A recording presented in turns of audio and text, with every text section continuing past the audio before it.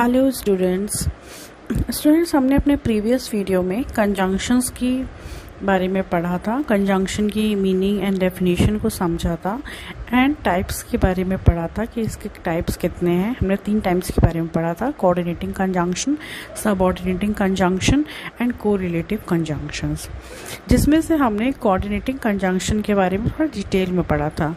आज हम पढ़ने वाले हैं subordinating conjunction and correlative conjunctions के बारे में, ठीक है ना। तो सबऑर्डिनेटिंग कंजंक्शंस क्या होते हैं?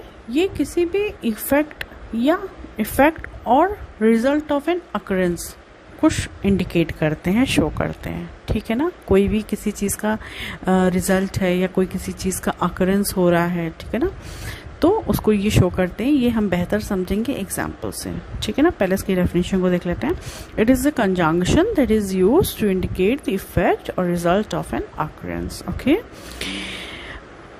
For example, both parents worked hard so that their children could study in good schools, ठीक है ना। दोनों पेरेंट्स कड़ी मेहनत करते हैं, काम करते हैं, ठीक है ना, ताकि उनके बच्चे अच्छे स्कूल में पढ़ सकें।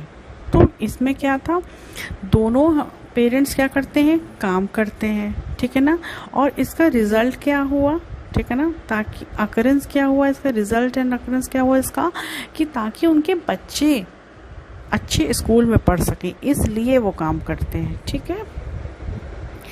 Conjunctions can come at the beginning of the sentence. Conjunctions क्या होते हैं, ये वाले सबऑर्डिनेटिंग कंजंक्शंस क्या होते हैं, सेंटेंस की बिगिनिंग में आ सकते हैं। और हमने पढ़ा था कोऑर्डिनेटिंग कंजंक्शंस के बारे में जब, तो कोऑर्डिनेटिंग कंजंक्शंस क्या होते हैं, सेंटेंस की बिगिनिंग में नहीं आते हैं, always in the middle of the sentence या सेंटेंस के कहीं भी बीच में आते हैं, ठीक है। Now let's move to the examples of the subordinating conjunctions. Examples of this type of conjunction as, because, if, till, since and when.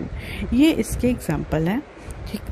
as, because, if, till, since and when, इस तरह के वर्ड्स आपने हमेशा देखा होगा sentences में बीच में आते हैं, ज़्यादातर बीच में आते हैं। एंड ये जो होते हैं ना, जो हमारे सबऑर्डिनेटिंग कंजंक्शंस होते हैं, जो हमारे ये वर्ड्स होते हैं as, because, if, till, since and when. आगे पढ़ लेते हैं sentences. It is because of my teacher that I can give a good speech in French today, ठीक है ना। तो इसमें भी क्या हो रहा है, जैसे हमने भी स्कूल वाला एग्जाम्पल देखा था, मेरे दोनों पेरेंट्स काम करते हैं, कड़ी मेहनत करते हैं, ताकि जो उनके बच्चे हैं वो अच्छे स्कूल में पढ़ सकें। पेरेंट्स इसलिए काम करते हैं। यहाँ भी क्या है, रिजल्ट या अकरेंस वाली बात है, ठीक है ना। तो सबऑर्डिनेटिंग कंजंक्शंस में क्या होता है, रिजल्ट या अकरेंस की बात होती है, ठीक है ना। It is because of my teacher, मतलब मेरी टीचर की वजह से। तो मेरी टीचर की वजह से क्या हुआ, रिजल्ट क्या आया, आई can give a good speech in French today. मैंने क्या किया, फ्रेंच में स्पीच दे सका आज। उसकी टीचर ने उसे अच्छा पढ़ाया, फ्रेंच लैंग्वेज के बारे में अच्छे से जानकारी दी, इस वजह से उसने क्या दिया, स्पीच दिया। और इसका पूरा श्रेय वो किसको दे रहा है, अपने टीचर को।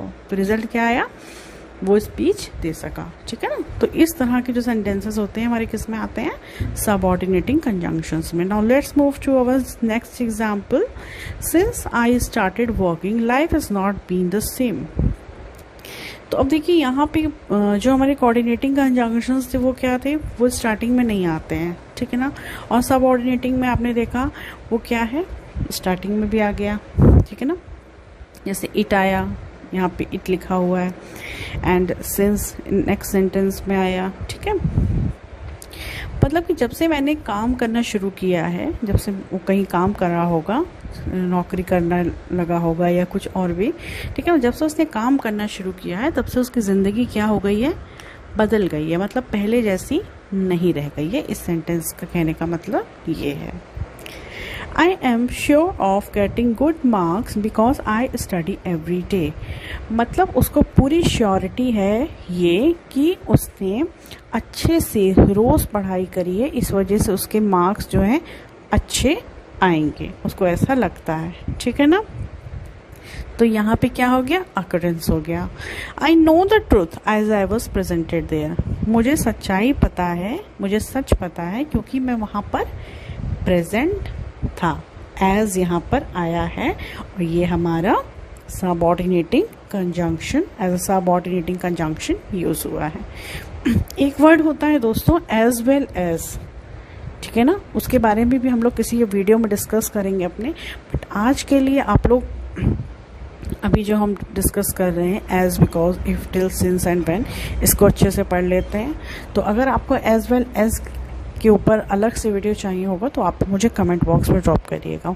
Now let's move to the third conjunction which is correlative conjunctions. The verbs occur in pairs and need to be used in the same sentence at different parts of to make sense of this sentence। मतलब ये जो देखिए correlative conjunctions, correlative से ही पता चल रहा है आपको, कोरिलेट करना, ठीक है ना। मतलब कि ये पेयर्स में हमेशा आते हैं, ये ऐसे वर्ड्स होते हैं, कंजंक्शंस तो होते हैं बट ये कंजंक्शन ऐसे वर्ड होते हैं जो पेयर्स में आते हैं और सेंटेंस के अलग अलग पार्ट्स में यूज होते हैं, ठीक है ना। Suppose for example, either, or, neither, nor, both, and, not only, but also, not, but, etc. ये हमारे हैं। आगे एग्जाम्पल्स और देख लेते हैं sentences.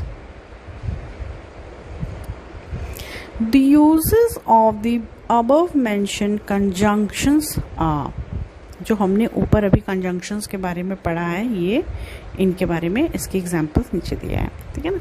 You can either have the ice cream और द हॉट कॉफ़ी। मतलब तुम या तो आइसक्रीम ले लो या तो हॉट कॉफ़ी ले लो। और देखिए ईदर और जो और होता है ये हमेशा पॉजिटिविटी शो करता है, पॉजिटिव सेंटेंसेस में ही आता है, और नीदर और नॉर हमेशा निगेटिव सेंटेंसेस में आता है, ठीक है ना।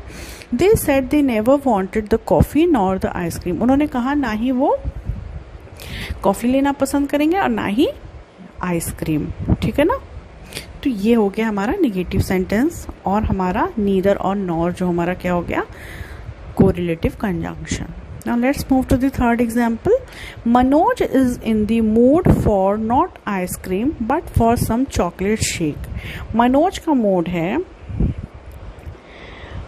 मतलब मनोज का मूड नहीं है ना तो आइसक्रीम लेने का और ना ही चॉकलेट शेक लेने का, ठीक है ना। मतलब उसका मनोज का मूड ना तो चॉकलेट शेक लेने का है और ना ही आइसक्रीम लेने का। तो यहाँ पे नॉट यूज हुआ है, तो नॉट के साथ क्या यूज होगा, बट, ठीक है ना। और नीदर के साथ क्या यूज होगा, नॉर।